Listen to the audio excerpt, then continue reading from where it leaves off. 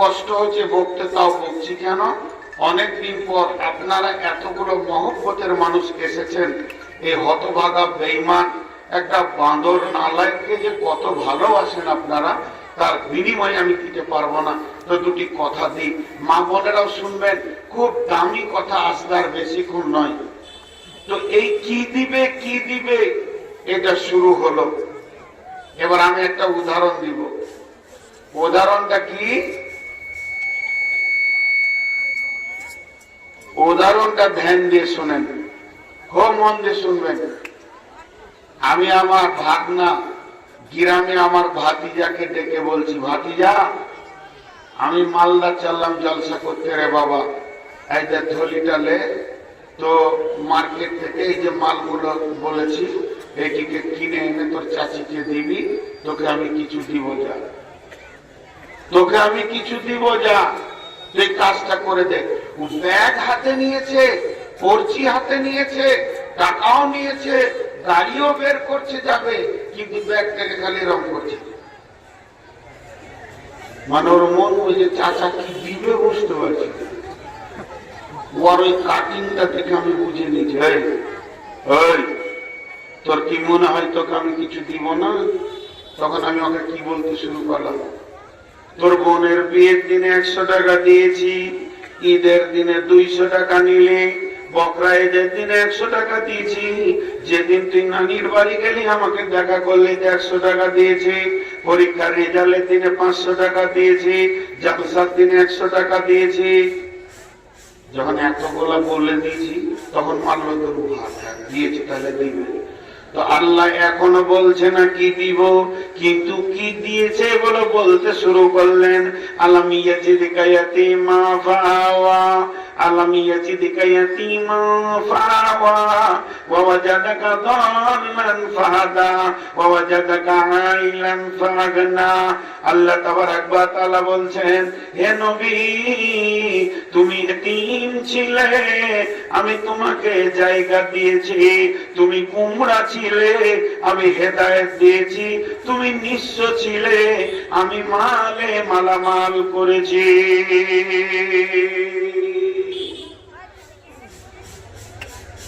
আল্লাহ রাসূলকে বলছে এরকম করে, তুমি এতিম ছিলে, জায়গা আমি দিয়েছি। বন্ধুরা আমার, খবরদার নবী তুমি ভেবো না আমি আল্লাহ তোমার কিছু করিনি। আমি তোমার মাকে নিয়েছি, আমি তোমার আব্বাকে নিয়েছি, আব্বার পরে পরে মাকে নিয়েছি। যখন তুমি মায়ের পেটে তখন তোমার আব্বা বিদায়, যখন তুমি 6 বছরের তখন তোমার মা বিদায়। এই রকম এতিম হালতে আমি মা আর আব্বার যে মহব্বতটা ছিল, ওই মহব্বতটা এক জায়গায় জমা করে আবু তালেবের বুকের ভিতরে ভরে দিয়েছিলাম। আবু তালেব কাপের হালাতে মরেছে, কিন্তু নবী মুহাম্মদকে হৃদয় দিয়ে ভালোবেসেছে। তুমি কি ভেবেছো যে আবু তালেবের মিজাজটা আমি তোমার দিকে ঘুরিয়ে দিইনি? এটা এমনি এমনি হয়ে গেছে। নবীকে তোমাকে দিয়েছি তো দিয়েছি, এগুলো তোমার ভোলা ঠিক হবে না। আবু তালেব বিশ্ব নবীকে কত ভালোবাসতেন। আবু তালেব বিশ্ব নবীর জন্য পেরেশান হয়ে যেতেন। নবী মুহাম্মদ খেলার মাঠে গেছেন, খেলা করছে, সঙ্গী সাথীরা সূর্য অস্তমিত হতে চলেছে, নিজের নিজের মা বাপ নিজের নিজের ছেলেকে ডাকছে, আব্দুর রহমান বাড়ি আয়, আব্দুর রহিম বাড়ি আয়, আব্দুল করিম বাড়ি আয়, মোহাম্মদ ইয়াসিন বাড়ি আয়, মোহাম্মদ হাবিবুর বাড়ি আয়। সমস্ত নবীজির খেলা সাথীগুলো বাড়ি চলে গেল। বিশ্ব নবী একা গাল খুলিয়ে মুখে নাম করে দাঁড়িয়ে আছে। কে ডাকবে? ও বেটা মোহাম্মদ বাড়ি আয়। না আছে আব্বা, না আছে মা। আবু তালেব দেখছে আমার এতিম ভাতিজা আসেনি। খেলার মাঠে গিয়ে বলছে, ও বেটা মোহাম্মদ, সন্ধ্যা হয়েছে, বাড়ি আসো বাবা। বিশ্ব নবী জোরে এসে আবু তালেবকে জড়িয়ে ধরে বলছেন, চাচা যান, এই পৃথিবীতে কি আমার মা নাই, আব্বা নাই? আবু তালেব কোলে তুলে নিয়ে বলেছিলেন, বেটা রে, আমাকে আল্লাহ তোর মা বানিয়েছে, আমাকে আল্লাহ তোর আব্বা বানিয়েছে। নবী তুমি এগুলো ভুলে গেছ? আবু তালেবের হৃদয়ে কতটা মহব্বত ছিল, যেদিন রসুলকে পাথর মেরে রক্তে রঞ্জিত করে দিয়েছিল, বিশ্ব নবী অঝর নয়নে কাঁদছেন। আবু তালেব কে বলছে, বেটা মুহাম্মদ, তোর একটা ডিউটি, খালি নামটা বলে দে, তোকে কে পাথর মেরেছে? ও বেটা মুহাম্মদ, তুই নামটা বলে দিয়ে খালাস। আমি আবু তালেব কথা দিচ্ছি, তার বংশ বুনিয়াদ বীজকে আরবের মাটিতে রাখবো না, এখান থেকে হাঁকিয়ে দেব, নিস্তেনাবুদ করে দিব। আমার এতিম ভাতিজার গায়ে হাত দিয়েছে। আল্লাহ বলছে, এগুলো কোথা পেলি তুই? আল্লাহ তার রসুলকে বলছে, এই লোকগুলো কোথা পেলি? তুই মেশিনে বানিয়েছিলি না আমি দিয়েছিলাম? বলছি আমি দিব, দিব তোকে একটা জিনিস, তা তোর কৌতূহল শেষ হচ্ছে না। বন্ধুরা আমার, আবু তালেবের নিজের ছেলের নাম হযরতে আলী, আবু তালেবের ভাতিজা হলো মুহাম্মদ। নিজের ছেলে বাপের কোলে বসে আছে, আবু তালেব চেষ্টা বসে আছেন কাবাতে। তখন মক্কার দাদাকে আবু তালেব মক্কাকে নিয়ে তোলপাড় করছে কে না আবু তালেব, কাফের বেঈমানদের নিয়ে মিটিং করছে না কে? আবু তালেব। এই রকম চন্দ্রালা মানুষ বিশ্ব নবী হেঁটে আসছেন, শিশু মুহাম্মদ, মা নাই আব্বা নাই, চাচার দিকে হেঁটে যাচ্ছেন। আবু তালেবের হৃদয়ে কতটা প্রেম ছিল, নিজের ছেলে আলীকে মাটিতে নামিয়ে দিয়ে নবী মুহাম্মদকে কোলে বসালেন। এর নাম আবু তালিব,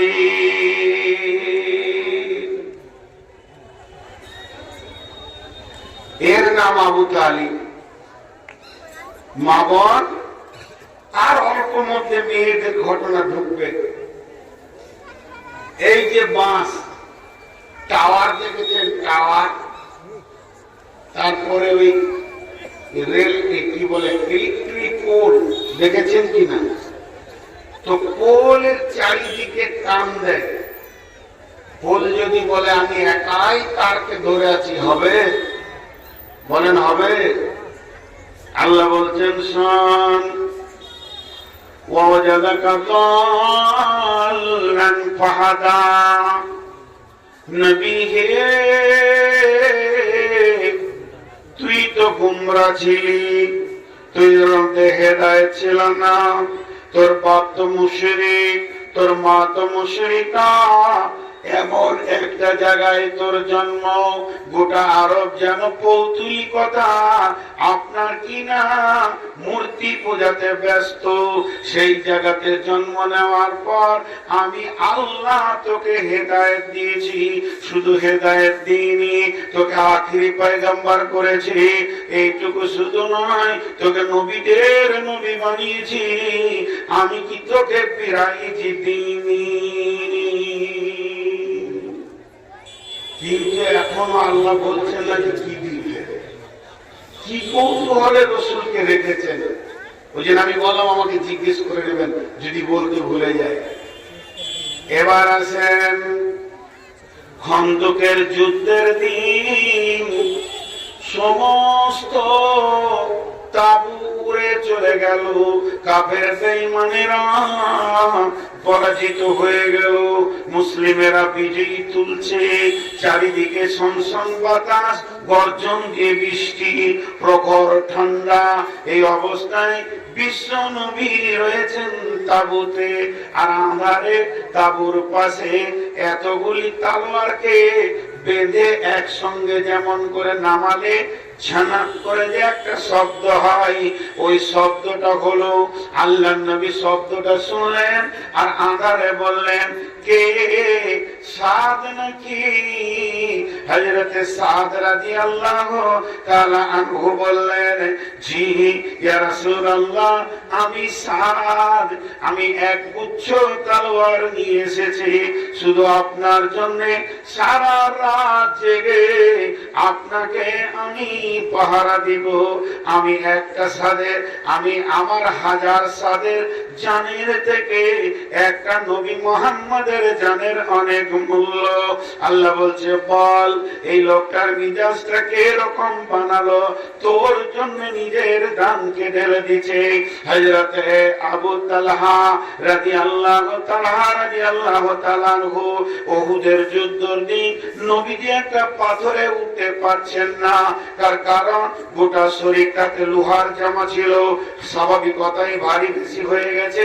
তালহা রাদিয়াল্লাহু তাআলা আনহু দেখে নিলেন যে বিশ্ব নবী চাইছেন পাথরটাতে উঠলে, ওখানে উঠলে নিশ্চয়ই যুদ্ধের কোনো কাজে লাগবে। তালহা গিয়ে শুয়ে গেলেন, শুয়ে গিয়ে বলছেন, ইয়া রাসূলুল্লাহ, আপনি আপনার পাটা আমার বুকে রেখে আমাকে সিঁড়ি করে উঠে যান। বিশ্ব নবী আবু তালহার বুকে পা রাখলেন এবং আল্লাহর নবীর মুখ থেকে বের হলো, তালহা তুমি নিজের জন্য জান্নাতকে ওয়াজিব করে নিলে। এরপরে যখন বেঈমানেরা নবীজিকে লক্ষ্য করে তীর ছুটতে শুরু করলো, তখন তালহা গর্তের সামনে দাঁড়িয়ে গিয়ে বললেন, ইয়া রাসূলুল্লাহ, আপনি বের হবেন না, যত তীর আমার দেহের মধ্যে নিব, শুধু একটা নয়, দুটা নয়, 180টা তীর, কেউ বলেছে 280টা তীর নিজের দেখে নিয়েছে, তারপরে রাসূলকেও একটা লাগতে দেয়নি। আল্লাহ বলছে, বল এই তালহার মিজাজটা কে বানিয়েছে? এটা কি আমি তোকে প্রাইজ দিইনি?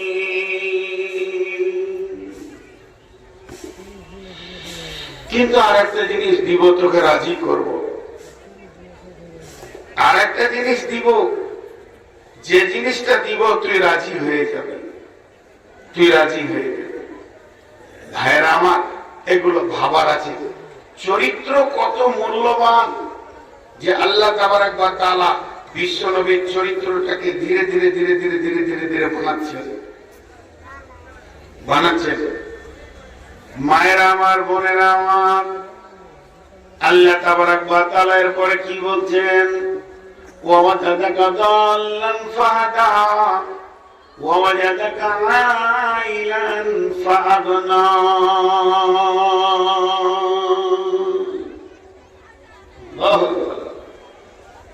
কত দামি কথা!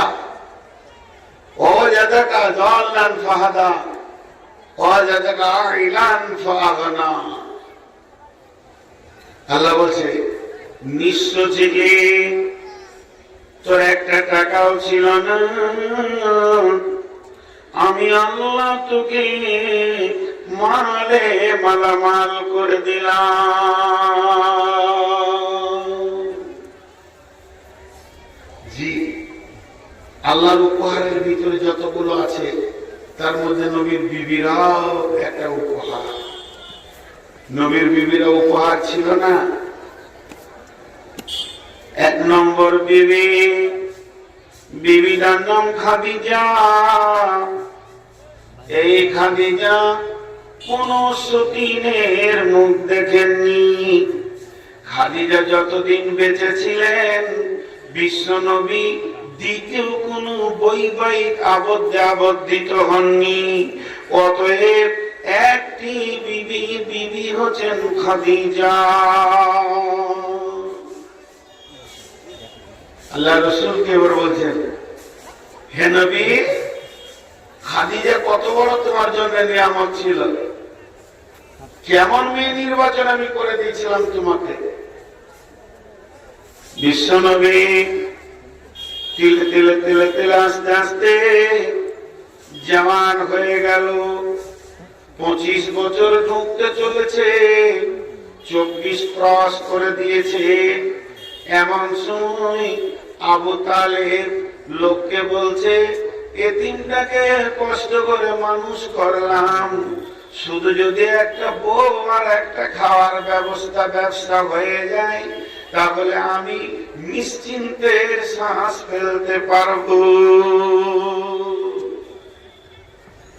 যাকে তাকে বলছে একটা বউ দেখে দাও, আমার ভাতিজার লাগে একটা বউ দেখে দাও, আর একটা কাজ হলে ভালো হয়। কি করে খাবে? কিছুই তো জানে না, লেখাপড়া জানে না, একটা কাজের ব্যবস্থা করে দাও। কেউ খবর দিল আবু তালেবকে, আবু তালেব তুমি জানো মক্কাতে একটা জমিদার ফ্যামিলির মেয়ে আছে, বিরাট রাজ ফ্যামিলির মেয়ে, তার নাম খাদিজা। ও লোককে ব্যবসা দেয় কন্ট্রাক্টে, আমার মাল তুই খাটবি, অর্ধেক অর্ধেক ভাগা, যা চলে যাবে। বলছে ঠিক নাকি? বলে হ্যাঁ। তো আবু তালেব বলছে তাহলে ওকে দেখা করবো। সকালবেলায় উঠে বলছে, বেটা মুহাম্মদ চলো, তোমার জন্য কোনো ব্যবস্থা করতে পারি কিনা চলো। খাদিজার বাড়িতে গেল, খাদিজা 2 জনকে বসতে দিয়েছে। এবার খাদিজা নবীজি বসে আছেন, আবু তালেব বসে আছেন। আবু তালেব বলছেন, ও মা খাদিজা, ও বেটি খাদিজা, এটা আমার ভাতিজা মুহাম্মদ। মায়ের পেটে ছিল, আব্বা মারা গেছে, আর পৃথিবীতে 6 বছরে মা মারা গেছে। এতিমটাকে আমি তিলে তিলে এনে 24 বছরের ঘরে 22-23-এ ঢুকিয়ে দিলাম। এখন যদি তুমি একটা ব্যবসা কিছু দাও, তোমার কাছে বিজনেসের জন্য এসেছি, তাহলে আমার জানটা বেঁচে যেত। খাদিজা এমনি করে দেখছে, একবার করে রসুলকে দেখছে, আর একবার করে আবু তালেবের সঙ্গে কথা বলছে। হ্যাঁ দিব, ব্যবসা তো হ্যাঁ, কাপড়ের ব্যবসা হ্যাঁ হবে। আবার দেখছে, কেন দেখছেন? খাদিজা পণ্ডিত মেয়ে ছিলেন, যেমন বানাত মাদ্রাসায় মেয়েরা পড়ছে, উনি ছিলেন তৌরাতের হাফিজা। তার আগের কিতাব, কোরআনের আগের কিতাব তৌরাতের হাফিজা এবং তাফসীর সহ।